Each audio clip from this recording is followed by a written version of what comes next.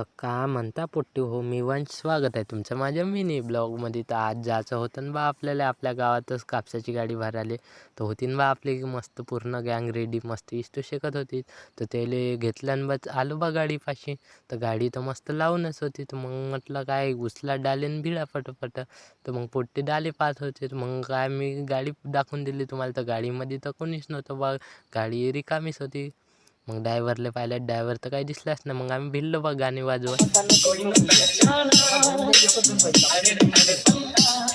हे आमचे कापसाचे मालक. आलो ना बा कापूस पाहिले. तर कापूस मस्त झाकून होता. तर काढलं त्याच्यानं गहून. आता अंधाराच्यानं तर काही दिसेच नाही बा. मग काय काढला गहून आणि मग काय उचलले डाले न. मग काय लागलो बा कामी मस्त भराच्या.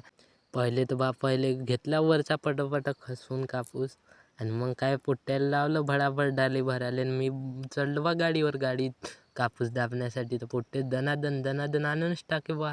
आणि कापूस तर आमच्या दोघांकडून काही दबेच नाही. ह्या पोट्टे बाहुबलीवाणी सुचले बा पटापट. ह्या शटर काढलं पोट्यानं भकाभक तर गाडीत आणून टाके. कापूस तर काय सुरू झालं.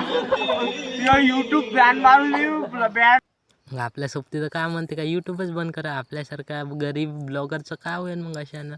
मग काय भिडलो बा त्याच्या गोष्टीचा दुर्लक्ष करून लागलो बा पुन्हा कामी.